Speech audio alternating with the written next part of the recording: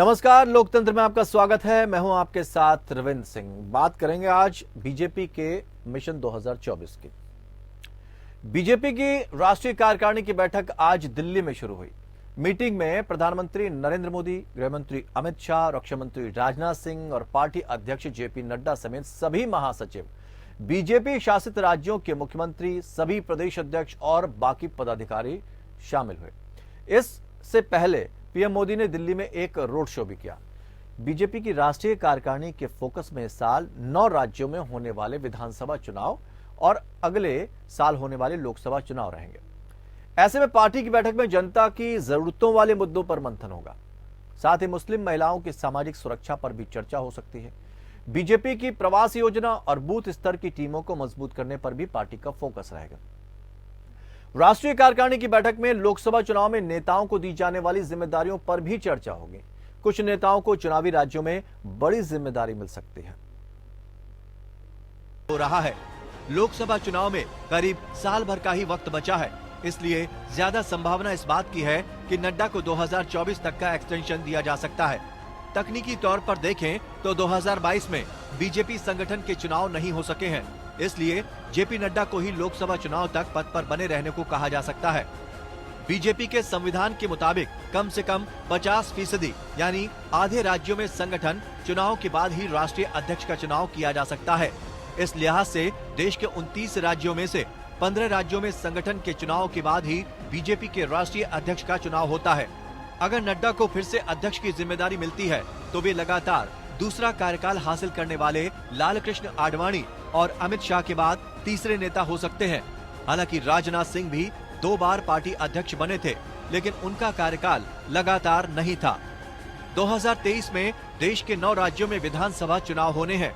इनमें राजस्थान, मध्य प्रदेश, छत्तीसगढ़, कर्नाटक और तेलंगाना जैसे बड़े राज्य शामिल हैं। वहीं पूर्वोत्तर के त्रिपुरा, मेघालय, नागालैंड और मिजोरम में भी इसी साल चुनाव होंगे। जम्मू कश्मीर में भी इसी साल चुनाव के पूरे आसार हैं। इन राज्यों में लोकसभा की 17% सीटें आती हैं। साथ ही उत्तर से दक्षिण तक फैले इन राज्यों के फैसले से अगले साल होने वाले लोकसभा चुनाव में जनता के मिजाज की झलक भी मिल सकती है। मीटिंग में इन राज्यों के संगठन में कसावट लाने के मकसद से जरूरी फेरबदल को भी मंजूरी दी जा सकती है। साथ ही नए चेहरों को भी मौका मिल सकता है। विधानसभा और लोकसभा चुनाव से पहले हो रही इस बैठक में पार्टी कमजोर लोकसभा सीटों की भी समीक्षा करेगी। इनकी संख्या करीब 160 है। इन सीटों पर अलग से पार्टी नेताओं की तैनाती और पिछली मीटिंग से इस बात तक की प्रोग्रेस रिपोर्ट पर बात होगी। बीजेपी की राष्ट्रीय कार्यकारिणी की इस बैठक में राजनीतिक, आर्थिक प्रस्तावों के साथ ही G20 सम्मेलन से जुड़े कार्यक्रमों और उनमें पार्टी के सांसद विधायकों के साथ कार्यकर्ताओं की भागीदारी पर भी चर्चा होगी। पार्टी के अहम प्रस्तावों पर बड़े नेताओं के भाषण होंगे, जिनमें केंद्र सरकार की योजनाओं को ग्रास रूट तक पहुंचाने का रोड मैप बताया जाएगा। अध्यक्ष जी ने कार्यकारिणी समिति के सारे सदस्यों का आह्वान किया कि 2023 हमारे लिए बहुत जरूरी है। इस साल हमें 9 प्रदेशों में चुनाव को लड़ना है और अगले साल 24 में लोकसभा का चुनाव है। तो उन्होंने सारे राष्ट्रीय कार्यकारिणी के सदस्यों का आह्वान किया कि कमर कसकर लग जाएं, हमें एक भी चुनाव नहीं हारना है। राष्ट्रीय कार्यकारिणी की बैठक में पहुंचने से पहले पीएम मोदी का दिल्ली में रोड शो हुआ। पीएम मोदी का ये रोड शो तय कार्यक्रम के मुताबिक पटेल चौक से शुरू हुआ और संसद मार्ग, जयसिंह रोड जंक्शन पहुंचकर संपन्न हुआ। करीब 15 मिनट तक चले इस रोड शो के दौरान बीजेपी के कार्यकर्ताओं की भारी भीड़ देखने को मिली। मोदी जी अभी सामने से ही निकले गाड़ी में, कैसा लगा? इतनी खुशी का कोई ठिकाना नहीं कि हमारे माननीय प्रधानमंत्री जिनके तेज चमकता है, जिनके चेहरे पे तेज चमकता है, जो हिंदुस्तान को बुलंदियों पे ले जाना चाह रहे हैं, इतनी ऊंचाइयों पे ले जाना चाह रहे हैं, वो ऐसे प्रधानमंत्री, यशस्वी प्रधानमंत्री, हमें गर्व है कि हम अपने देश में ऐसे प्रधानमंत्री को पाके हमारा सौभाग्य है। राहुल जी भारत जोड़ रहे हैं, बट भारत तो कांग्रेस से तोड़ा था 370 ला करके। कांग्रेस से भारत को तोड़ दिया था और आज मोदी 370 हटा के कांग्रेस भारत को जोड़ दिए, कश्मीर को। तो भारत तो जोड़ा मोदी जी ने, इन्होंने तो सिर्फ बांटा है, अलग अलग धार्मिक वक्फ बोर्ड बना करके और इश्यूज से ला के लोगों को जोड़ा। अब ये कॉमन सिविल कोड लाके और अच्छी तरह जोड़ेंगे हम सबको, जो सबको कॉमन कर देंगे। उल्फत खान नाम है। कहाँ से आए हैं? हम ख्याला से आए, यहाँ पे क्यों आए हैं? ख्याला दिल्ली से। मोदी जी को देखने के लिए आए, प्रधानमंत्री जी को देखने। तो मोदी जी को भी आपने देखा, कैसा लगा? हाँ देखा हमने, गाड़ी में आए थे, बहुत अच्छा लगा। और हमारे देश के प्रधानमंत्री हैं, बहुत अच्छे हैं और आगे को भी यही आएंगे, 24 में भी मोदी जी आएंगे। क्या नाम है आपका? मोहम्मद असुद्दीन। मोदी जी को हम पहले भी मिल चुके हैं एक बार, जब ये अमेरिका से आए थे तब तो बहुत ज़्यादा नज़दीक से मिले थे। आज थोड़ा दूर से मिले हैं, लेकिन बहुत अच्छा लगा हमें मिलकर। और बहुत बेहतरीन और बहुत अच्छे नेता हैं हमारे देश के। हम चाहते हैं मोदी जी ही प्राइम मिनिस्टर रहें 2024 में भी। सुबह से यहाँ पे बैठे हैं, ये पद यात्रा बहुत सफल रहेगी। आने वाले 2024 में मोदी जी ही आएंगे। 2024 के लोकसभा चुनाव को लेकर पीएम मोदी का ये रोड शो और बीजेपी की बैठक मायने रखती है। कहा जा रहा है कि इसी बैठक में पार्टी अपनी रणनीति बनाने जा रही है। आपको बता दें कि गुजरात में ऐतिहासिक जीत दर्ज करने के बाद बीजेपी की ये पहली बैठक है। Bureau report. अब कहा तो ये जाता है कि प्रधानमंत्री जहां जहां जाते हैं वहां चमत्कार हो जाता है, ऐसा भारतीय जनता पार्टी के लोग मानते हैं। लेकिन कांग्रेस की या विपक्षी दलों की राय थोड़ा अलहदा हो जाती है। अब इसको इस बात से भी जोड़कर देखा जा रहा है कि 15 मिनट बनाम 122 दिन, यानी भारत जोड़ो यात्रा की तरफ इशारा है। असल में बीजेपी की रणनीति क्या है और क्या उस रणनीति की कार्ड कांग्रेस के पास होगी या बाकी दलों के पास होगी? विपक्षी एकता की बात कही जाती, क्या विपक्षी दल एक हो पाएंगे? जैसा कि अभी तक हम लगातार देखते आए हैं कि सबकी राय अपनी अपनी डफली, अपना अपना राग। 4 खास मेहमान हमारे साथ जुड़े हुए हैं इस चर्चा में, उनसे पूरी चर्चा को आगे बढ़ाते हैं। उनसे आपको रूबरू करा देते हैं। अश्विनी शाही, प्रवक्ता भारतीय जनता पार्टी, हमारे साथ जुड़े हैं। अभिमन्यु त्यागी, प्रवक्ता कांग्रेस। नितेश चौरसिया, प्रवक्ता आम आदमी पार्टी। प्रोफेसर नीरज जैन, राजनीतिक विश्लेषक के तौर पर हमारे साथ अपने अनुभव बांटने के लिए हैं। आप सभी मेहमानों का सर बहुत बहुत स्वागत करते हैं। अश्विनी शाही जी, शुरुआत आपसे ही करते हैं। प्रधानमंत्री जी का रोड शो 15 मिनट का, लेकिन यहां पर जयराम रमेश जी कह रहे हैं कि ये कुछ खास तो नहीं है, ये उन लोगों के लिए ठीक है। ढोलकी शब्द का उन्होंने इस्तेमाल किया है। तो इस तरह की बातें होंगी। और 15 मिनट बनाम 122 दिन, इससे भी जोड़कर इसे देखा जाएगा। रविंद्र जी देखिए, पूरे देश में एक माननीय मोदी जी वो नेता हैं जिससे राहुल गांधी जी की तुलना करना बड़ा बेमानी होगा। राहुल गांधी जी वो नेता हैं जिनको कांग्रेस बार बार स्थापित करती आ रही है, और अभी जो कार्यक्रम चल रहा है ये पीआर स्टंट उनको स्थापित करने के लिए, उनको देश गंभीरता से ले इसके लिए है। आपने एक शब्द यूज किया 15 मिनट बनाम 122 दिन। कोई भी यहाँ पर हमारे बड़े भाई डॉक्टर नीरज जैन बैठे हुए हैं। आप ये कहीं भी हमारे घरों में सिखाया जाता है कि पतीले का एक चावल, जो होशियार व्यक्ति होता है वो देखकर बता देता है कि पूरा चावल पक गया है या नहीं। तो 122 दिन की जरूरत क्या है? आज देश को संदेश देने के लिए 15 मिनट का जो माननीय मोदी जी ने रोड शो किया, कांग्रेस बौखला गई, जयराम रमेश जी के बयान आने लगे। मैं कई मीडिया चैनलों पर बैठा, सारे कांग्रेस के प्रवक्ता बौखला गए। आखिर में इसका मतलब क्या है? मतलब ये है कि एक लोकप्रिय नेता जिसकी मिनिमम लोकप्रियता 63% की है इस देश में, और मैक्सिमम जो है 95% की है इस देश में सर्वे के अनुसार, आप उस आदमी की तुलना 40% से नीचे की लोकप्रियता वाले से अगर करेंगे तो ये बेमानी होगा। और भारतीय जनता पार्टी नहीं, अश्विनी जी, हमने ये देखिए, अश्विनी जी, पूरे देश को, कार्यकर्ताओं को मैसेज दिया। अश्विनी जी, हमने ये नहीं कहा कि राहुल जी बनाम प्रधानमंत्री नरेंद्र मोदी, हमने ये कहा 15 मिनट बनाम 122। क्या इससे होगा? एक व्यक्ति ये कह रहा है कि भारत जोड़ो और जगह जगह जा रहा है, और एक व्यक्ति ये जिसकी चर्चा विदेशों में भी हो रही, जैसा कि आप कह रहे हैं। लेकिन इन यात्राओं में एक चीज तो जनता देखती है कि उसके नियरेस्ट डियरेस्ट कौन है। जो नियरेस्ट होता है वो डियरेस्ट होता है। क्या नेताओं ने पैदल चलना छोड़ दिया? यही तो आरोप लग रहे थे राहुल गांधी के ऊपर कि एसी से नहीं निकल रहे हैं, जनता के बीच नहीं जा रहे हैं, और अब तो वो जा रहे हैं। तो तब भी प्रॉब्लम थी, अब भी प्रॉब्लम है। रविंद्र जी, आज दिल्ली यूनिट के जिन कार्यकर्ताओं ने, जिन नेताओं ने ये कार्यक्रम रोड शो को रखा था, ये पूर्व निर्धारित था। चुनाव हुआ गुजरात में, उसकी जीत का जश्न मनाने के लिए ये एक दिल्ली के यूनिट द्वारा ये रखा हुआ था। आज वही 15 मिनट की चीज जो है उतने में देखिए कितने लोग आए थे हमारे। और हमको माननीय प्रधानमंत्री जी को ये बताने की जरूरत नहीं है कि जनता निकलेगी नहीं निकलेगी। भारतीय जनता पार्टी एक अनुशासित पार्टी है और उस अनुशासन में हमको भीड़ नहीं जुटाना है। रविंद्र जी, मैं आपको एक वीडियो भेजूंगा और वो भी वीडियो कहाँ का है, राजस्थान का वीडियो है। वहाँ महिलाएं आई हुई हैं भारत जोड़ो यात्रा में शामिल होने के लिए और झगड़ा किस बात के कर रही हैं कि बस हमारी चली गई, हमको पैसे नहीं मिले, खाना नहीं मिला। तो किराए की भीड़ हम नहीं बुला रहे हैं। ये भारत जोड़ो यात्रा में जो लाखों की भीड़ का अभिमन्यु त्यागी जी जो कहते हैं ना लाखों की भीड़ हो रही है, वो इनके सांसद ने बता दिया। मध्य प्रदेश इकाई के अध्यक्ष के बेटे जो कांग्रेस के सांसद हैं नकुल नाथ जी, उन्होंने कहा राहुल गांधी जी से ज्यादा भीड़ हमारे यहाँ आ रही है, यानी कि भीड़ नहीं आ रही है। और रही बात भारत जोड़ने की, मैं बार बार कहता हूँ इस यात्रा की कोई मंजिल नहीं है। भारत जुड़ा हुआ है। 370 जब हटाया गया था तो अधीर रंजन चौधरी जी ने सदन में क्या बयान दिया था, रविंद्र जी, हम यूएन में जाएंगे।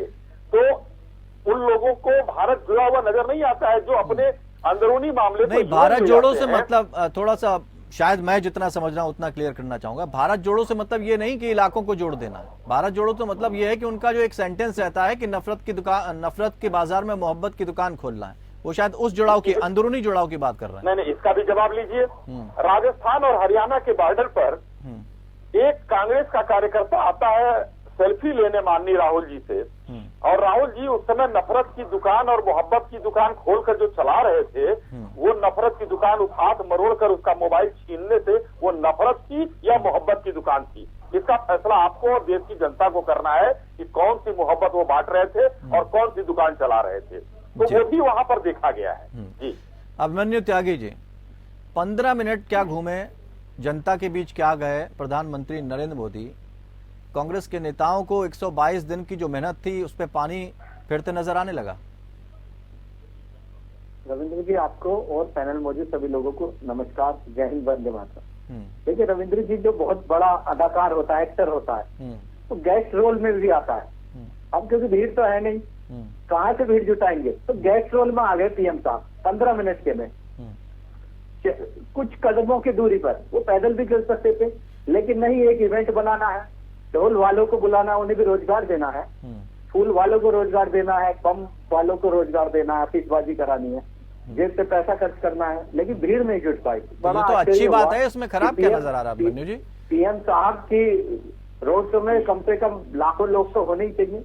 अब देखिए, भारत जोड़ो यात्रा कर लिए 122 दिन हो गए, लगातार कीर्तिमान नए नए स्थापित हो रहे हैं। अब ये सत्ता में बैठे हैं हमारे साई जी, ये तो कुछ भी बोलेंगे नहीं। ये थोड़ा सा इसका जवाब दीजिए। यात्रा चालू हुई, अभिमन्यु जी, कांग्रेस की सरकार नहीं थी। बहुत अच्छी बात है, 122 दिन आपने किया और उसकी प्रशंसा भी हो रही है, इसमें कोई शक नहीं। लेकिन ये थोड़ा सा दीजिए कि अगर कोई गेस्ट अपीयरेंस में आता है तो ये तो अच्छी बात है ना, और उसके बाद लोगों को पैसा देके, रोजगार देकर किसी की बिक्री करा के चला जाता है, तो उसमें क्या खराब है? आज की जो शूटिंग हुई, उसमें रोल क्या है पीएम साहब का? आज तो वो गेस्ट अपीयरेंस के तौर पे आए हैं, गेस्ट रोल पर आए हैं, और वो 15 मिनट का रोल तो हमें यही लगता है। वो चारे पे छा जाए, छा नहीं पा रहे, क्या करें?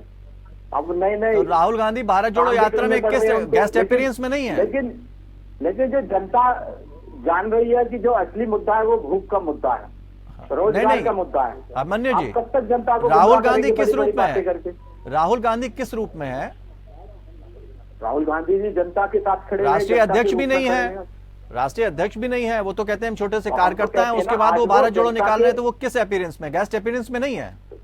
वो गेस्ट अपीयरेंस में क्यों होते? वो तो जनता के साथ खड़े हुए। आप उन्हें किसी भी अपीयरेंस में मानो, लेकिन अब तो जनता ही तय करेगी ना कि उसे कैसे क्या करना है। जनता देख रही है, एक तरफ पैकेजिंग वाले लोग हैं जो पैकेजिंग करते हैं, प्रचार जो करते हैं सब तय शुदा नीति के तहत करते हैं, और जो असली मुद्दे उनको पीछे करके, जो जनता के मुद्दे भी नहीं है, हिंदू मुसलमान, भारत पाकिस्तान, इन मुद्दों पर चुनाव लड़ जाते हैं, जनता को गुमराह कर देते हैं, और आखिरी में जनता के हाथ कुछ नहीं रहता। जनता को चाहिए रोजगार, लेकिन रोजगार की बातें नहीं करते, गुमराह कर देते हैं। तो वो तो कह रहे हैं जनता का व्यक्ति जब आपके राहुल गांधी के साथ जुड़ने के लिए जा रहा था तो उसका हाथ झटक दिया, फोटो तक नहीं खींचने दी उसको। वो तो वीडियो को फास्ट फॉरवर्ड कर दो, वो तो कैसे भी चला लो, स्लो चला लो, फास्ट फॉरवर्ड कर दो। जो भाजपा की कैसे चल रही है वीडियो, तो वो इनके पास व्हाट्सएप यूनिवर्सिटी, इनके पास बहुत मजबूत विश्वविद्यालय है, तो ये वहां से चला देते तो हैं। राहुल इनको गांधी कोई जो दिक्कत कदम नहीं ताल है। कर रहे हैं, कदम से कदम मिला के चल रहे हैं, वो फास्ट फॉरवर्ड में हो रहा है या स्लो में है? वो जो जिसके बारे में शाही की बात कर रहे हैं, वो खुद अमित शाह जी कह चुके कि हम तो कोई चीज कहेंगे वो 6 करोड़ लोगों पे एकदम पहुंच जाती है। वो खुद कहते हैं प्रचार प्रसार में ये देखो आगे है ही, प्रचार करते इनका मजबूत रहा है अभी तक, और इसलिए इन्होंने बहुत लंबे अरसे तक गुमराह किया जनता को। लेकिन असल मुद्दे जो के तू खड़े हुए हैं, जनता असल मुद्दों पर बात करना चाहती है और उस पर जवाब चाहती है, लेकिन ये अब भी गुमराह कर रहे हैं, समझ नहीं पा रहे कि असली मुद्दा जो भूखा है, का है। नहीं, अभी तो उन्होंने कहा सबका साथ सबका विकास, यही सब बातें की। नीतीश जी आपके पास आना चाहेंगे। कहा जाता है कि प्रधानमंत्री जहां जाते हैं महफिल लूट लेते हैं। दिल्ली में अरविंद केजरीवाल जी लगातार कोशिश कर रहे हैं, एलजी से उनकी लड़ाई झगड़ा भी चल रहा है, तमाम तरह की बातें कर रहे हैं। आप उनको कभी घेरा करते थे कूड़े के ढेर पे, और अब वो आपको घेर रहे हैं प्रदूषण को लेकर। एक तो यहां दिक्कत है, लेकिन दूसरी बात 15 मिनट के शो में महफिल लूट ले गए। अरविंद केजरीवाल जी को डर तो नहीं सताने लगा? देखिए, मैं तो अभी दोनों पैनलिस्टों की बात सुन रहा था, जिसमें अश्वनी जी और त्यागी जी कई सारी बातें कह रहे थे। मैं तो अश्वनी जी से सिर्फ एक सवाल पूछना चाहता हूँ। 24 आने को है, 2 टर्म माननीय देश के प्रधानमंत्री, यशस्वी प्रधानमंत्री श्री मोदी जी से कब वो एक तारीख तय कर दें कि 2024 से पहले क्या वो कोई एक प्रेस कॉन्फ्रेंस करेंगे? एक प्रेस कॉन्फ्रेंस। 36 इंच का सीना है, 56 आपने बहुत कम कर दिया भाई। 63%, वो 63% की उनकी लोकप्रियता है। मैं स्वागत करता हूं आपकी लोकप्रियता का, और मैं मानता हूं कि उनकी लोकप्रियता है, क्योंकि वो 2 बार चुने हुए प्रधानमंत्री हैं। और मानना इसलिए भी पड़ेगा क्योंकि कहीं ना कहीं तीसरे बार में भी भाई आप जिस तरीके से बता रहे हैं, जिस तरीके से इवेंट मैनेजमेंट का प्रोग्राम है, नो डाउट, जिस तरीके से 15 मिनट में एक भव्य इवेंट तैयार किया गया, लेकिन ऑब्जेक्ट क्या था? ऑब्जेक्ट एक कार्यकारिणी की मीटिंग का था, लेकिन उसको कहीं ना कहीं डाइवर्ट कर कैसे दिया गया? वही व्यक्ति जिसके पास 15 सेकेंड जोशी मत पे बोलने के लिए नहीं है, लेकिन 15 मिनट दिल्ली की सड़कों पे घूमने के लिए और ये बताने के लिए है कि मैं अभी पिक्चर में हूँ, मुझे आप ना बोले। लेकिन वही क्षण 15 सेकेंड उस व्यक्ति के पास नहीं है कि कम से कम वो जोशी मत के उस दर्द को बयान कर सके, उस पर अपना दुख जाहिर कर सके। और तो और कोई भी मीडिया की रिपोर्ट को, किसी भी तरह प्रकार की रिपोर्ट को मीडिया से साझा ना किया जाए, इसके लिए पूरे तरीके से पर्दा कैसे डाला जाए, इसकी पूरी प्लानिंग इनके पीएमओ की तरफ से और इनके अन्य मंत्रीगण की तरफ से हुआ है। उस पर कभी कोई जवाब नहीं देते। मेरे पास कोई लिस्ट है, मैं ये लिस्ट दिखाना चाहता हूँ जिसपे बीजेपी की मोदी सरकार का फेल्यूर है। अगर आप मुझे समय दें तो इस पूरे लिस्ट को मैं पढ़ना चाहूंगा। पूरी नहीं, संक्षेप में जरूर बता दें। मैं जो मोटे मोटे पॉइंट्स है वो बता दीजिए, फिर हमें आगे भी जाना। मैं आपको आ रहे हैं शाही जी, आ रहे हैं। लेटेस्ट बताता हूँ, ज्यादा दूर की बात छोड़िए ना। अभी देखिए, कल आज की खबर है, गंगा विलक क्रूज इन्होंने स्टार्ट करा। हम स्वागत करते हैं ऐसी डेवलपमेंट का। वो जाके बताइए, छपरा में फंस गई एनडीआरएफ की टीम ने, सभी लोग को निकाला, पानी की कमी थी, क्या मेजरमेंट है ये, क्या जल्दीबाजी है? छोड़िए, बुलंदशहर अभी कुछ दिन पहले इन्होंने फीता काटा बुंदेलखंड एक्सप्रेस में। बताइए, फीता काटे 2 दिन बाद वो सड़क ढह जाती है। क्या किसी पे FIR हुआ? क्या किसी पे कोई कार्रवाई हुई? जो नहीं उस विभाग के मंत्रालय से पूछा गया, किसी भी इस भ्रष्टाचार का क्या ना, हर चीज को प्राइवेटाइज कर दिया गया। कितने प्रकार के अभी IAS फीचर्स के छात्र धरने पे बैठे हुए थे, इसकी कोई सुनवाई नहीं। मैं आपको लेटेस्ट एग्जाम्पल देता हूँ, जीएसटी का एग्जाम्पल। जीएसटी के अधिकारियों को नहीं पता किस तरीके के बदलाव है जीएसटी में। हास्यास्पद बात है, इतनी हास्यास्पद बात है कि मेरा काम बंद पड़ गया और उनको अभी जीएसटी की अपडेट नहीं पता, जिसकी वजह से वो एक्शन नहीं ले पा रहे। कहाँ से फेल्यूर चल रहा है, क्या चल रहा है? ठीक है, लेकिन ये पता है 15 मिनट में इवेंट कैसे सजाना है, ये पूरा भारतीय जनता पार्टी को पता। ठीक है। प्रोफेसर नीरज जैन जी आपके पास आना चाहेंगे, चूंकि सबको सुन लिया आपने। ठीक है, 1 मिनट आते हैं। नीतीश जी आ रहे हैं अभी। नीतीश जी अब बाकी के लिए भी कुछ रखिए, आ रहे हैं आपके पास। आपकी बात हमने सुन ली। नीरज जैन जी, हम आपसे सवाल वही लेना चाहते हैं, 15 मिनट बनाम 122 दिन। जैसे कि आरोप लगा रहे हैं कि 15 मिनट में तो बहुत कुछ कर दिया, और एक गंभीर सवाल ये लगाया कि जोशीमठ पर बोलने के लिए 15 सेकंड नहीं पीएम के पास। ये चीजें भी जनता देखेगी क्या?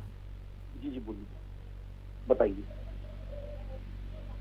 आवाज आ रही है अब तक? हाँ आ रही है, आप बोलिए, मैं सुन रहा हूँ। एक तो 15 मिनट बनाम 122 दिन, जनता इसको देखेगी क्या? दूसरी बात, जो आरोप ये लगाया कि 15 मिनट का शो तो कर लिया, लेकिन 15 सेकंड भी जोशीमठ पर बोलने के लिए पीएम के पास नहीं है और अभी तक कोई चर्चा, कोई बातचीत नहीं हुई। ये दो सवाल गंभीर हैं, इस पे आपकी प्रतिक्रिया चाहेंगे। सबको नमस्कार जी। मैंने सबके विचार सुने, बहुत अच्छे विचार है। देखिए 15 मिनट और 122 दिन को हम उसको अलग अलग बिल्कुल फेस रखेंगे, सबकी अपनी पार्टी का एजेंडा है। लेकिन महत्वपूर्ण ये है, जैसा आपने कहा जोशीमठ की जो पोजीशन हो रही है वो कर्णप्रयाग की भी हो रही है, और तो सबको, आप सबको अवगत है कि मेरठ में भी काफी जमीनें दरक रही हैं। एक भी प्रेस कॉन्फ्रेंस प्रधानमंत्री जी का न करना, और इतना गंभीर मुद्दा जहां पर आपकी सरकार बैठी उत्तराखंड में, उस पर किसी को अभी तक भेजा नहीं गया है। एक भी आदमी वहां पर, भारत सरकार का कोई मंत्री वहां देखने भी नहीं गया है। मीडिया पहुंच रहा, सब पहुंच रहा है। तो इससे ज्यादा शर्म की बात और क्या हो सकती है? इससे बड़े शर्म की बात, दिल्ली में अंजलि का हत्याकांड होता, उस पर भी किसी पार्टी के लोगों ने कोई शब्द नहीं बोला। सर आप सोच लीजिए कि संवेदनात्मक रूप से ये कितने शून्य हो गए हैं, इसका ये तो बहुत महत्वपूर्ण विषय है। और अभी हम आपके चैनल पर ही देख रहे थे, ANI को कुछ लोग जब 15 मिनट का वाला जो रैली आ रही थी प्रधानमंत्री जी की, और ठीक है प्रधानमंत्री हैं और वो सबके सम्मान के पात्र है, हमारे भी, आप सबके देश के प्रधानमंत्री हैं उनको। लेकिन आप देखिए जिस तरह से फोकस करके चंद महिलाओं को लगाया गया और जिस एजेंडा को सर्व किया जा रहा है 2024 के लिए, अभी से एक तरफ जमीनें दरक रही हैं, लोग चीख रहे हैं, पुकार रहे हैं, करोड़ों की कीमतों के घरों में किस तरह से दरारें आ गई हैं। लेकिन जैन साहब, चिल्ला रही है। जैन साहब, नीरज जी, मुख्यमंत्री जो है लगातार बातचीत कर रहे हैं, लोगों के बीच जा रहे हैं, उनसे मुलाकात कर रहे हैं, और NDRF भी लगा है, SDRF भी लगा है, सेना भी लगी हुई है, बाकी अधिकारी भी लगे हुए हैं, और सारी रिपोर्ट ली जा रही है। तो क्या इसको हम कम करके आके? देखिए इसको कम करके मत आकिए। देखिए जब चुनाव होता है तो आपको एक चीज देखिए, चाहे गुजरात का चुनाव हो, चाहे हिमाचल का चुनाव हो, कहीं का भी चुनाव हो, प्रधानमंत्री जी सब जगह जाता हूँ। वन फेस इन आइडियोलॉजी है इस पार्टी की, one face ideology, that is Modi, nothing, nobody else. Why not they are going? State का तो काम है, स्टेट जा रही है। गुजरात में काम था, आप गए थे, आप वहाँ 50 किलोमीटर लंबा रोड शो कर सकते हैं इलेक्शन के लिए, लेकिन यहाँ पर आप क्यों नहीं कर रहे हैं? यहाँ पर आप क्यों नहीं गए हैं? ऐसी कौन सी आपदा? मानवीय संवेदनाओं से ज्यादा सर कोई भी चीज महत्वपूर्ण नहीं है। आप देख रहे हैं जो स्थितियां हो रही हैं, और मुख्यमंत्री का काम है, मुख्यमंत्री अपने राज्य में जितना कर सकते कर रहे हैं, लेकिन उसको जरूरत किसकी है? भारत सरकार क्यों नहीं उस पर रही है? क्यों नहीं कोई प्रेस कॉन्फ्रेंस की जा रही है? अभी अगर विपक्षी दल राजस्थान में कुछ होता है और छत्तीसगढ़ में, झारखंड में कहीं कुछ होता है, बंगाल में कुछ होता है, बिहार में कुछ होता है, इमीडिएट प्रेस कॉन्फ्रेंस नहीं की जाती और लोग बयान सब किया जाते हैं। आप अपनी बात पूरी कर लीजिए, शायद आप जवाब देना चाहते थे नीतीश की बात का, वो दे लीजिए, फिर हम आपसे सवाल पूछते हैं। देखिए कुल मिलाकर लबोलबाब ये जवाब है हमारा। अभी एक हमारे सारे भाइयों ने यहाँ कहा, और बड़े भाई जो है जैन साहब ने भी आरोप लगाया प्रधानमंत्री जी के प्रेस कॉन्फ्रेंस पर। तो एक ये देखने को मिल रहा है कि सब लोग बड़ा उत्सुक है माननीय प्रधानमंत्री जी के प्रेस कॉन्फ्रेंस पर। नहीं अश्विनी जी, देखिए ये आरोप नहीं है, ये थोड़ा सा हम ये आपसे भी समझना चाहेंगे, इसको भी आप भी परिभाषित कर लीजिए। क्या हम प्रेस कॉन्फ्रेंस करके जवाब नहीं दे सकते? मुझे याद है मनमोहन सिंह के लिए भी ऐसी बात कही जाती थी कि जब वो प्रेस कॉन्फ्रेंस नहीं करते थे, इवन उन्होंने भी कई प्रेस कॉन्फ्रेंस की हैं, वो भी जब कोई बड़ा मुद्दा होता था तो आकर अपनी जिम्मेदारी से बात कहते थे, मीडिया के सवालों के जवाब देते थे, तब उनको मनमोहन सिंह कहा जाता था। आज की स्थिति में 2014 से लेकर अब तक वो सवाल यही कर रहे हैं कि आज की स्थिति में 2014 से लेकर अगर कुछ गंभीर मुद्दे हैं तो उस पर अगर जवाब दे भी दिया जाता है तो क्या दिक्कत आ जाती है? माननीय प्रधानमंत्री जी और माननीय पूर्व प्रधानमंत्री जी दोनों लोगों को अगर आप देखेंगे वो तो कब बोलते ही नहीं थे, और इनको लोग कहते हैं कि ये चुप नहीं होते हैं। ये तो दिन भर में आप देखते रहिए कहाँ मीडिया के सामने नहीं है, और हर अपने भाषण में कौन सा ऐसा चैनल है जिसको इन्होंने अपना इंटरव्यू नहीं दिया है। अब प्रेस को बुलाकर इकट्ठा प्रेस कॉन्फ्रेंस करने के लिए बहुत बड़ी पार्टी है उनकी, और वो लोग बहुत बढ़िया तरीके से सरकार का पक्ष सरकार के लोग रख रहे हैं, पार्टी का पक्ष पार्टी के लोग रख रहे हैं, इस देश पर रख रहे हैं। अब कौन सी चाहत है, क्योंकि एक इन लोगों को ये लगता है कि आएंगे तो एक आरोप लगा दिया जाए कि वो प्रेस कॉन्फ्रेंस नहीं करते हैं, ये आरोप के लिए कोई बात नहीं है, वो शांत नहीं है, बस इतना मैं बताना चाहता हूँ। दूसरा, रविंद्र जी, इस देश में उसकी चर्चा जरूर होती है कि जोशीमठ में एक माननीय मुख्यमंत्री लगे हुए हैं, घर घर जा रहे हैं, सबसे मिल रहे हैं, सबको राहत की बात कर रहे हैं, केंद्र सरकार की एजेंसियां लगी हुई हैं, एनडीआरएफ से लेके और सारी फोर्स लगी हुई है वहां, उसकी चर्चा यहाँ पर एक क्वेश्चन मार्क लगाकर किया जा रहा है यहाँ पर हमारे तीनों पैनलिस्टों के द्वारा, लेकिन उसकी चर्चा नहीं हो रही है कि जो यूपीए की सरकार में मुख्यमंत्री को ये नहीं पता होता है कि उसके राज्य में उसका मंत्री रामचरितमानस पर किस तरीके की बात करता है, गंदी बात करता है, रामचरितमानस को बदनाम करता है, उनके मंत्री को नहीं पता है। दूसरा, उनके जिले में घरों में घुसकर महिलाओं पर पुलिस उनकी लाठी बरसा रही है और उनको पता नहीं होता, हमको नहीं मालूम है, देखा जाएगा न डिप्टी सीएम को न सीएम को, उसकी चर्चा नहीं होती है। जहाँ सहायता की जा रही है वहाँ की चर्चा होती है। रही बात नीतीश जी, बार बार आप जीएसटी की बात कर रहे हो, 2 पन्ने आप दिखा रहे थे, आप पन्ने दिखाइए। आपके संयोजक माननीय केजरीवाल जी ने 2000 पन्ना शीला दीक्षित जी के खिलाफ दिखाया था, उसके बाद अपने बच्चों की कसम खाए कि हम सरकार नहीं बनाएंगे, और ये बेईमानी है उनकी। वो पन्ना पता नहीं कहाँ चला गया और शीला दीक्षित जी के साथ सरकार बना भी लिए, वो पन्ने कहाँ गए जो आज आप पन्ना लेकर घूमते हैं। नहीं, लेकिन एक बयान तो मुझे भी अश्विनी याद आ रहा है, प्रधानमंत्री जी का बहुत अच्छा बयान था और बहुत मतलब आज भी उस बयान को जब सुना जाता है तो बड़ा सुकून देता है कि मैं चाहता हूं चप्पल में चलने वाला जो है वो हवाई जहाज में चले। ठीक है, लेकिन अब हम आपको आप थोड़ा सा एक और तस्वीर भी दिखा देते हैं कि जो नहीं जवाब तो हाँ पूरा सवाल तो हो जाने दीजिए, बात पूरी हो जाने दीजिए फिर जवाब दीजिए। 102 लोग अभी पूंजीपतियों की लिस्ट में आते थे, अब 166 हो गए हैं। यानी ये कहा जा रहा है रिपोर्ट में कि अमीर अमीर होता चला जा रहा है और गरीब गरीब होता चला जा रहा है। तो वो इतनी लंबी खाई खिंच गई, कहाँ है सबका साथ कहाँ है? आपको दोनों बातों का अलग अलग जवाब देता हूँ। हाँ। अमीर अमीर होता, देश में क्या अमीरों की संख्या नहीं बढ़नी चाहिए? हिंदुस्तान में अमीरों की क्यों बढ़ रही संख्या? अमीरों की संख्या क्या वो चोरी कर रहे हैं? हमारे आम आदमी पार्टी की तरह जो मंत्री पर कहते थे कि वीडियो बना लीजिए, 6 महीने से एक मंत्री इनका अपराधी है, जेल में बंद है, उसको मंत्री पद से हटाते नहीं है ये लोग, और ये मुस्कुराते हैं बैठकर यहाँ।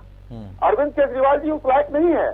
मैं जवाब आपका देता हूँ कि अगर इस देश में व्यापारिक क्षमता बढ़ रही है, ऑटोमोबाइल में हिंदुस्तान जो है वर्ल्ड में 1 नंबर हो चुका है, इसका गर्व करिए, वो व्यापारी 1 नंबर होगा या नहीं होगा। दूसरी बात, आज यहाँ पर आत्मनिर्भर भारत में इतनी चीजें हुई हैं कि बेहतर मार्केट मिल रहा है, हिंदुस्तान का एक्सपोर्ट बढ़ रहा है, तो अमीर होना है पहली नहीं बात। अमीर होना ये नहीं है ना, गरीबी की बात यहाँ पर नहीं। तो जवाब पूरा हो जाने दीजिए जी, गरीबी की बात। कांग्रेस सरकार 8 साल पहले तक थी। नीतीश जी आ रहे हैं। प्रोफेसर साहब आप भी सोचिएगा और रविंद्र जी आप भी सोचिएगा, मैं बता रहा हूँ जो चीज को। हाँ, मैं इसके आगे भी कुछ कहूंगा जी।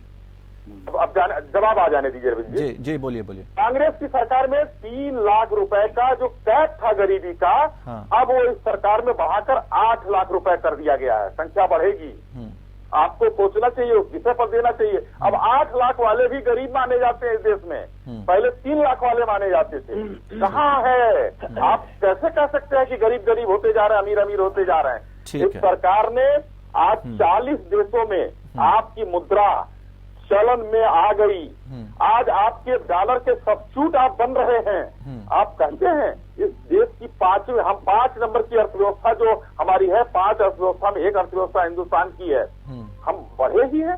कहीं अगर कुछ घटे होते तो उसमें हम नहीं कहते, लेकिन ये सवाल उठाया जाना विपक्ष के द्वारा लाजिमी है। कोई हमें दिक्कत नहीं, हमको जवाब देना पड़ेगा, लेकिन हम उस देश के लिए काम करेंगे जिस देश को हमें आत्मनिर्भर बनाना है, सशक्त बनाना है। इस देश के नेता कहते हैं कि चीनी हमारे सैनिकों को पीट जा रहे हैं। कौन सी उनके पास रहा है, कौन सी आईबी है? नहीं, हम चीन वाले मुद्दे पे बाद में बात करेंगे। अभी तो आपने कहा कि उससे पहले नीतीश जी कुछ कहना चाहते हैं, उनका क्या कहना चाहते हैं नीतीश जी? मैं बड़ी गंभीरता से आपकी बात सुन रहा था। अब मुझे ये बताइए कि भाई देश में आपने बताया, कई सारे आंकड़े पेश करे कि क्या देश में अन्य लोगों को अमीर होना गलत है? बिल्कुल गलत नहीं। जिस तरीके से आप आंकड़े पेश कर रहे हैं, मैं आपको आंकड़ों में लेके जाना चाहता हूँ। इस देश की जब देश जब आजाद हुआ तो 2014 में 40 लाख करोड़ रुपए का कर्ज था देश पे। आज इस देश पे कर्ज 3,25,000 करोड़ कर्ज है। देश में 2014 में जब मोदी जी की सरकार आई थी तो मुद्रा डॉलर 63 रुपए, 60 से 63 रुपए के बीच हुआ करता था। आज लगभग 80 से 82 रुपए। जब देश में मोदी जी की सरकार आई थी तब पेट्रोल की कीमत कहीं ना कहीं 60 से 70 रुपए के बीच में थी। आज 100 रुपए से अधिक है। देश में राजस्व उस समय जब मोदी जी ने कमान संभाला था तो राजस्व का आकलन कुछ और था। आज आरबीआई खुद कहता है कि अब उसके पास राजस्व की तुलना राजस्व बहुत कम होता जा रहा है। आपने आरबीआई के खजाने में हाथ डाला। आपने कई बार, कोई एक बार नहीं, मुद्रा आरबीआई के खजाने में हाथ डाल के आपने उसका मिसयूज करा। क्योंकि जब आरबीआई कोई पैसा देती है तो उसका कैपिटल इन्वेस्टमेंट होना चाहिए। मेरी बात पूरी ध्यान दीजिए, मेरी बात पूरी ध्यान दीजिए, मैं अभी जवाब देता हूँ। कोई भी आरबीआई का पैसा देखिए दो तरह के खर्च किए जाते हैं और आज तक एक होता है कैपिटलाइजेशन के खर्चे जो कहीं ना कहीं संपत्ति में ऐसे जगह इन्वेस्ट किए जाते हैं जिससे कि पैसे का रिटर्न आए। लेकिन आपने उन पैसों से डेली के खर्चे पे किए। अरे मैं दावे के साथ कहता हूं, आपके जो फाइनेंस मिनिस्टर साहब हैं माननीय निर्मला सीतारमण जी, उनको देश की जनता से कोई मतलब नहीं है। वो कहीं ना कहीं किसी व्यक्ति विशेष के साथ काम कर रही है। और सीएमओ साहब एक कर्ज अपना अदा कर रहे हैं जो कि गुजरात से लेके आए हैं और उन्होंने तय करा है कि मैं अडानी और अंबानी की संपत्ति, और शायद यही वजह है कि इस समय अडानी अंबानी इस दुनिया के कहीं ना कहीं 5वें में से अपना रोल अदा कर रहे हैं। इसमें सबसे बड़ा अगर कोई फर्ज अदा कर रहा है तो देश के माननीय श्री मोदी जी है जो अपना फर्ज अदा कर रहे हैं, जो अपना दायित्व पूरा कर रहे हैं। नीतीश जी जवाब दीजिए।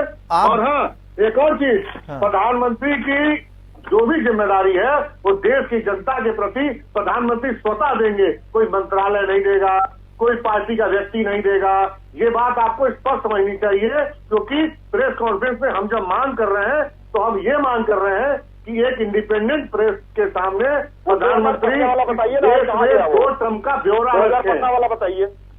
पहले 2000 पन्ना वाला बताइए, 100 सवाल नहीं करिए, भागिए मत। कसम खाए बच्चों की अरविंद केजरीवाल सरकार नहीं बनाएंगे। जब आपसे सवाल पूछा जाएगा आपको पाकिस्तान याद आएगा। नीतीश जी अश्विनी जी वो सवाल पूछ रहे हैं, उसका जवाब देना। वही सब हिंदू खतरे में नहीं आता जब भारतीय, वो कह रहे हैं कि जवाबदेही तो किसी ना किसी की तय होनी चाहिए ना। जब आप एक चेहरे को लेकर आगे बढ़ रहे हैं तो अगर कहीं पर कोई गंभीर घटना होती है तो उस पर तो जवाबदेही बनती है ना। अश्विनी जी जी जी जी एकदम जवाबदेही बनती है, लेकिन कहीं जवाबदेही से कोई पीछे नहीं भाग रहा है।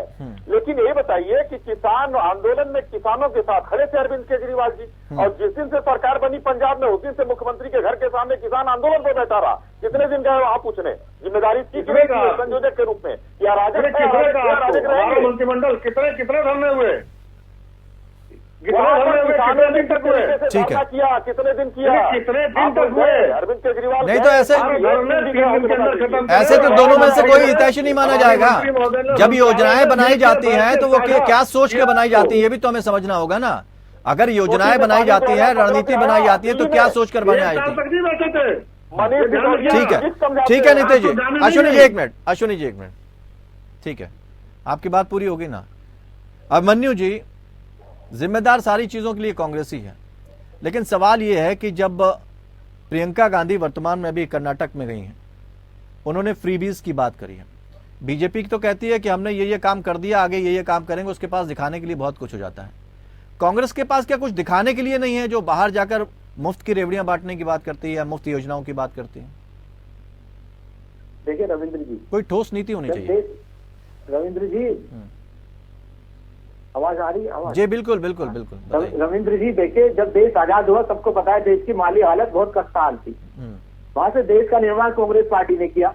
ये जिन नीतियों की कांग्रेस की विरोध करते थे उन्हीं नीतियों को आगे बढ़ के इन्होंने लागू किया भारतीय जनता पार्टी ने। ये अलग मामला बात है कि इन्होंने उसमें भ्रष्टाचार कर दिया है और बहुत सारे मामले इन्होंने, उसका जब जांच होगी सरकार जाने के बाद वो पता लगेगा, खुल जाएगा उसके सामने। लेकिन जिस तरह से जीएसटी इन्होंने लागू करी गलत तरह से। अब देखिए, अब मने ये दिक्कत हो जाती है बड़ा, फिर हम सवाल कुछ पूछते हैं, आप भाग कहीं जाते हैं। हम ये पूछ रहे हैं कि जनता, भारतीय जनता पार्टी के पास ठोस नीतियां, वो कह रही है हम इस मुद्दे पर काम करेंगे। वो अपना हिंदुत्व का भी लेके चली, सबका साथ सबका विकास की भी बात उसने की, योजनाओं की भी बात की। मैं सिर्फ ये जानना चाहता हूं कि क्या कांग्रेस के पास कोई ऐसी नीति है जो नीतियों को लेकर जनता के बीच जाए कि हम ये करेंगे? हमेशा फ्रीबीज की तरह हम तो लगातार देखिए 200 यूनिट बिजली फ्री देंगे। ये कांग्रेस पार्टी की देन है मनरेगा, जो जिनके पक्के मकान नहीं थे, इंदिरा गांधी आवास योजना बनाया था, गांव में CHC PHC अस्पतालों को निर्माण करा, पढ़ाई नहीं हो पाती थी, गांव में प्राइमरी स्कूल ले गए, IIT और सरकारी स्कूलों की हालत क्या हो गई? ये सरकारी स्कूल तो 89 से कांग्रेस पार्टी उत्तर प्रदेश में नहीं रही। उसके बाद एक भी गवर्नमेंट एडेड कोई भी संस्थान नहीं खुला, ना डिग्री कॉलेज, ना इंटर कॉलेज, ना जूनियर हाई स्कूल। इनकी नीति इस तरीके की, ना ही सरकारी मेडिकल कॉलेज खोला इन लोगों ने। नहीं तो सरकारी स्कूल एक ही प्रदेश में है क्या सर? नीतियां तो हमारी है, जनहित की नीतियां हमारी। अरे अमनी जी, ये दिक्कत हो जाती है। सरकारी स्कूल एक ही प्रदेश में है। सब निर्माण कांग्रेस पार्टी ने कराया। देखिए, सब रेल का निर्माण कराया, हवाई पट्टी का, हवाई अड्डे का निर्माण कराया, पोर्ट का निर्माण कराया, लेकिन इन्होंने क्या कराया? तो आरोप तो ये भी लगे ना अभिमन्यु जी, कॉमनवेल्थ गेम्स करवाए गए थे। अभिमन्यु जी, कॉमनवेल्थ गेम्स करवाए गए थे, कलमाड़ी साहब पे तमाम आरोप लग गए थे, घोटाले के भी तो तमाम आरोप लगे हैं। कम से कम सजा तो देती थी, और बाद में इनकी सरकार में कहाँ कलमाड़ी की बाहर है। इन्होंने क्या किया अपनी सरकार में? अब इनकी जो सरकार के भ्रष्टाचार है वो तो जब खुलेंगे ना, जब उन पर जांच बैठेगी। अभी तो जांच बैठी ही नहीं है ना, बैठेगी कब? जब ट्रांसपेरेंसी होगी जाएंगे, उसके बाद जांच बैठेगी, दूध का दूध पानी का पानी सामने आ जाएगा। केजरीवाल जी भी बहुत छाती पीटते थे, भ्रष्टाचारी बताते थे, लेकिन क्या निकला? यानी सिर्फ आरोप प्रत्यारोप का दौर चलेगा। वो कहेंगे साहब इनने इतना गलत काम किया है, हमने कुछ गलत काम किया है, इनसे बेहतर मेरे दाग हैं, यही तो कहा जाएगा ना। नीरज जैन साहब, बीजेपी की जो प्रेस कॉन्फ्रेंस हुई है उसमें सीधी सीधी रणनीति और बहुत साफ साफ बिंदुओं पे बात हुई है कि सभी चुनाव जीतना हमारा लक्ष्य, 75,000 कमजोर बूथों पर हमें मजबूती प्राप्त करनी है। 1,30,000 बूथों तक पहुंच चुकी है बीजेपी। जहां सरकार नहीं है वहां कमल खिलाने का दावा किया गया है, और यह भी कहा है कि हमें विकसित भारत के मंत्र पर चलना है। यानी एक टैगलाइन दे दी है कि हमें इन मुद्दों पर काम करना बहुत स्पष्ट है, सबके सामने पहुंच जाती है। लेकिन क्या कांग्रेस के पास इस तरह की नीति नहीं है, और अगर नहीं है तो वो कैसे मुकाबला करेगी? देखिए रविंद्र जी, पहली बात तो ये है कि कांग्रेस कैसे मुकाबला करती है, अपना कांग्रेस की रणनीति है। ये जो कुछ भी एक बार और चर्चा हुई थी, हमने बताया कि जो चल रहा है ये यात्रा, भारत जोड़ो यात्रा चल रही है, इससे कहीं निकल करके ये लोग कुछ ना कुछ तो लाएंगे, बिना मकसद के कोई चलता नहीं। ठीक है, इनकी अपनी क्या रणनीति होगी ये कांग्रेस वाले जाने, लेकिन हम समझते हैं कि ये जो आज इनकी भाजपा की पूरी देश के चुनाव के लिए जो रणनीति बनी है, ये इनका अपना अंदरूनी रणनीति का हिस्सा है। हम जहां तक समझते हैं इनको चुनौतियां आने वाले ये जो अभी अप्रैल मई में चुनाव है, 6-7 राज्यों के चुनाव है, उससे इनकी रणनीति का धीरे धीरे खुलासा हो जाएगा, कितनी इफेक्टिव इनकी रणनीति हो रही है। ठीक है, क्योंकि देखिए आम आदमी, हमने बताया जब आम आदमी की अपनी कमजोरी बहुत होती है, जब वो बहुत पिसता है, तब वो अपने तरीके से बदला लेता है। 2024 के चुनाव को लेकर इनकी रणनीति नहीं हुई है, ये 2023 के चुनाव को लेकर हुई है, जो अभी 23 के अंदर जितने 9 राज्यों के चुनाव होने। हम नहीं समझते हैं कि कहीं से भी ये बहुत ज्यादा इनकी इफेक्टिव होगी रणनीति। ये अपना पूरा प्रयास करें, हमारी शुभकामनाएं हैं सबको, दल अपना करें। लेकिन आपको क्या लगता है कि यह जो अभी आपने कहा कि एक एजेंडा लेके चलें कि हम विकास के उस पर लेके चलेंगे, क्या ये आ जाएंगे?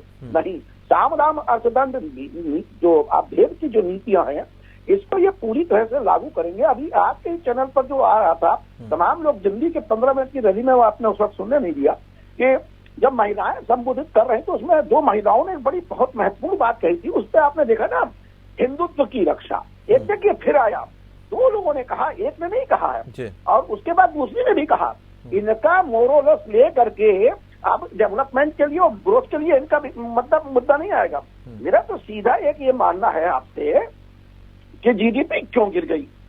देखिए अब सुन लीजिए आराम से, जीडीपी क्यों गिर गई, रुपए का डॉलर के मुकाबले क्यों एकदम से गिरावट आ गई। 4.8% जो हमारी बेरोजगारी का दर था, वो अचानक 2014 से 2022 में 8.2 प्लस और कैसे हो गया, कैसे बढ़ गया। दैनिक उपभोग की जो वस्तुएं थी, डीजल पेट्रोल तेल से लेकर सारी चीजें कितनी ज्यादा तेजी से बढ़ गई। अब आप एक जाइए, उज्ज्वला योजना ये लाए, एक अच्छी योजना थी, लेकिन आज उज्ज्वला योजना के ऊपर किसी का कोई वर्क नहीं चल रहा है कि कितने लोग सिलेंडर ले रहे, सिलेंडर लेने की हैसियत किसी की नहीं रह गई।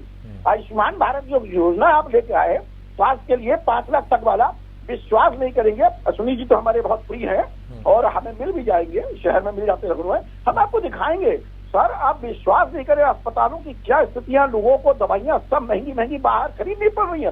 इस मुद्दे पे कोई चर्चा नहीं करेगा, कोई रणनीति नहीं हुई। फिर ये आके हिंदुत्व वाला कार्ड जो अभी आपके चैनल पर ही हमने देखा, 2 महिलाएं बोल गई, कई महिलाएं ऐसे बोली जा रही हैं। सर कहाँ देश हमारा जा रहा है, बहुत सी प्रगति हो रही है। आप 15 मिनट को आप अपना फोकस कर ले रहे हैं, देश का कोई राष्ट्रीय मीडिया, नेशनल चैनल, बड़ा चैनल उसकी राहुल गांधी की यात्रा को नहीं दिखा रहा है। अब आप देखिए, और तो और प्रतिबंध कितना बड़ा लगा दिया है। जोशीमठ पर खुलेआम कह दिया गया कि इनको मत दिखाओ।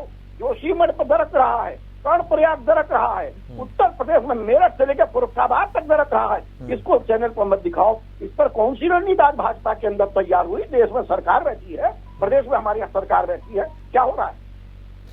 अश्विनी जी, कहने का मतलब सीधा सीधा सवाल ये है कि जो गंभीर मुद्दे हैं उन पर खामोशी और सिर्फ इनकम में जुटे हैं, तो ये भी तो ठीक नहीं है। हम बात अगर सबका साथ सबका विकास कर रहे हैं, लेकिन विकास के चलते हम बाकी लोगों को मुहाने पे क्यों खड़ा कर देते हैं ऐसी जगह पर जहां पर जिंदगी खतरे में पड़ जाती है, और उस पर कोई कुछ जवाबदेही किसी की तय नहीं है। रविंद्र जी देखिए, सबकी जवाबदेही सब जगह तय है और विपक्ष को निकालना है। और जैन साहब जो है एक विद्वान व्यक्ति हैं, इनको अगर कमी देश में लगेगी तो एक आम नागरिक की तरह वो अपनी बात बताएंगे। मगर मेरा काम है, मैं सरकार का पक्ष रख रहा हूं, मैं आपको बताना चाहता हूं। अभी हिंदुत्व की बात हो रही थी। देखिए, हिंदुत्व कहीं ऐसा नहीं है कि अछूता कोई मुद्दा है। आज 14 से पहले कांग्रेस की सरकार होती थी, माननीय मनमोहन सिंह जी लाल किले से कह सकते हैं कि इस देश के संसाधनों पर पहला अधिकार मुसलमानों का है। हिंदू कहा गया यहाँ है ना हिंदू को। आज हम सबका साथ सबका विकास का नारा दे रहे हैं, तो उसमें हमने ना मुसलमान छोड़ा है ना हिंदू छोड़ा है। मैं 2 उदाहरण के साथ बात करना चाहता हूँ। आज उत्तर प्रदेश में अभी हम लोगों ने कहा कि राम मंदिर बन रहा है, वहां पर महादेव का मंदिर क्या कहते हैं काशी में बना, उज्जैन में मंदिर का कायाकल्प हुआ। प्रोफेसर साहब, मैं आपको बताते हुए गर्व होता है, इस देश में इतना ज्यादा पर्यटन बढ़ा है कि जो पहले पर्यटन में ताजमहल ज्यादा आता था, उससे ज्यादा पर्यटन काशी विश्वनाथ में आए हैं, उससे ज्यादा वहाँ क्या कहते हैं उज्जैन में आए हैं। और सबसे बड़ी बात, अरे रुक जाइए, पर्यटन जिस पर आश्रित था जम्मू कश्मीर, 1-1 लाख रुपए का कमरा जम्मू कश्मीर में गया है। प्रतिदिन 5 अभी तक लोग प्रतिदिन 5। एक मिनट नीता जी, अश्विनी जी संक्षेप में बोलिए, जरा ले लेते हैं इनका जवाब भी ले लेते हैं ताकि वो एक साथ जवाब दें। मैं कहता हूँ कि आज हिंदुस्तान में जम्मू कश्मीर में भी पर्यटन बढ़ रहा है, विदेश से लोग आ रहे हैं, विदेशी मुद्रा आ रही है, ये विकास हो रहा है। नहीं, वो मुद्रा इकट्ठा करना बहुत अच्छी बात है, पर्यटन को बढ़ावा देनी भी अच्छी बात है, लेकिन जिस तरह की खबरें जोशीमठ को लेकर आई कि किस तरह से वहां पर चीजें कैसे दिक्कत में आ गए लोग, वो सारी चीजों पर भी तो माननीय मुख्यमंत्री जी वहां पर हैं और वहाँ पर चीजों को कांग्रेस की सरकार, बात वो नहीं है सरकारों ने क्या सर किया? देखिए, जो आपदा आई है 1964 में 65 में वहाँ पर एक रिपोर्ट आई थी, कांग्रेस की सरकार थी जी हाँ, के बाद वो राज्य बना है। मिश्रा की रिपोर्ट थी, मिश्रा की रिपोर्ट थी, उसमें इंडिकेशन था ना, उसमें इंडिकेशन था ना, उसके बावजूद इस तरह कार्रवाई। नीता जी सवाल पूछिए जल्दी। सरकारों ने क्या किया? आंकड़े देता हूँ, देखिए जल्दी मैं इनको हिंदुत्व के आंकड़े देता हूँ कि हिंदुत्व में कैसे डेवलपमेंट बढ़ा। देखिए, आप लोग हिंदुत्व के आंकड़े रणनीति बता दीजिए। प्रतिदिन देश से 500 व्यक्ति छोड़ के दे जा रहे हैं आप लोग। अश्विनी जी अब सुन लेते हैं, अश्विनी जी एक मिनट, अश्विनी जी समय कम है, अश्विनी जी यही दिक्कत है जब आपसे सच्चाई की बात करी जाती है। नहीं, आप बात रखिए, समय कम है। 500 व्यक्ति प्रतिदिन देश से नागरिकता छोड़ के जा रहा है, क्या वो हिंदू नहीं है? देश में जिस प्रकार रेप की घटना बढ़ रही है, हमारी माताएं बहनों के साथ जितनी सुरक्षा के प्रति दिक्कत आ रही है, क्या ये वो हिंदू नहीं है? जिस प्रकार मनुवादी सोच हावी हो रही है भारतीय जनता पार्टी के शासन में, क्या वो इस देश में हिंदुइज्म के डेफिनेशन में आता है कि नहीं आता है? क्या बेरोजगार हुए वो लोग, ठीक है, वो लड़के समय इतना ही है, समय इतना ही है हमारे पास, समय का समापन है, एक मिनट, समय का समापन है, समय का समापन है। नीरज जी, नीतीश जी समय इतना ही हमारे पास, नीतीश जी समय इतना ही आपके पास जवाब नहीं है। नीतीश जी समय इतना ही, ठीक है, ठीक है। अश्विनी जी समय समाप्त है, अश्विनी जी समय समाप्त है, नीतीश जी समय समाप्त हो गया है, नीतीश जी ठीक है, ठीक है, आपके लिए शर्म की बात है, मेरे लिए शर्म की बात है, ठीक है, नीतीश जी समय समाप्त हो गया है, रोकना पड़ेगा मुझे। आखिरी टिप्पणी ले लेने दीजिए, आखिरी टिप्पणी ले लेने दीजिए नीतीश जी, आखिरी टिप्पणी जैन साहब की। नीरज जैन जी, क्या लगता है कि जनता जब वोट करेगी, क्योंकि अभी तो 9 प्रदेशों में चुनाव भी होने बाकी हैं, ये सारी चीजें देखेगी, और क्या जिस तरह का दावा किया जा रहा था कि हम सारे विधानसभा चुनाव जीत लेंगे, इसका दावा इस तरह से कोई सरकार बहुत मुश्किल से ही कर पाती है। क्या बीजेपी इस स्थिति में है कि वो इस दावे के साथ जीत हासिल करेगी, या भारत जोड़ो यात्रा का कुछ असर होगा? रविंद्र जी, बीच में एक लाइन बोल रहा हूँ। 7 चुनाव हुए हैं 2022 में, हमारे साथ एक लाइन आपके साथ बोल रहा हूँ। 7 चुनाव हुए हैं जिसमें हम लोगों ने 5 जीता है 2022 में। ठीक है जी, आगे जैन साहब संक्षेप में बात कर लीजिए। रवि जी, पहली बात तो ये जान लीजिए कि 9 राज्यों के चुनाव होंगे, हर पार्टी अपना दावा करती है, करने दीजिए सबको। नाव कितने बार गिनेंगे, कटेंगे, गिन के पता चल जाएगा। लेकिन एक दावा बहुत खराब है कि हम जीत जाएंगे, इसका मतलब फिर मेरा फाइट इंटेंशन है, कहीं ना कहीं तो है। क्या आप चुनाव आयोग से जीतेंगे? क्या फिर एक ईवीएम मुद्दा आएगा? क्योंकि मुद्दा आप विकास का लेके कहीं अभी तक नहीं चले, आप आगे क्या चले, कोई नहीं चलती। हमारे सामान्य समझ राजनीतिक दलों के प्रवक्ता बैठे हैं, सबकी अपनी कहीं ना कहीं सरकारें हैं, और आप जान लीजिए जहां सरकारें हैं वहां आप you can satisfied to each and every one. ठीक है, हर जगह असंतोष, यानी मुद्दे की हम बातें करते हैं लेकिन असल में उससे हट जाते हैं। मुद्दा जब चुनाव आता है तो मुद्दा हट जाता है, फिर वो 80-20 आ जाएगा, फिर ये आ जाएगा, यानी वो एजेंडा वही रहेगा। ठीक है जैन साहब, बहुत बहुत शुक्रिया, बहुत बहुत शुक्रिया आप सभी का हमारे साथ शामिल होने के लिए। वक्त इतना ही था, ऊपर निकल गए हम समय से, लेकिन एक सवाल तो है ही, भारतीय जनता पार्टी जो है साइकोलॉजिकल वॉरफेयर का इस्तेमाल करती है, इसकी भी क्या काट बाकी दलों के पास है, इसको भी देखना होगा। लेकिन आने वाला जो चुनाव है 9 राज्यों के, वो ये तय कर देंगे कि 2024 की राह किसकी आसान होगी। फिलहाल इतना ही, नमस्कार।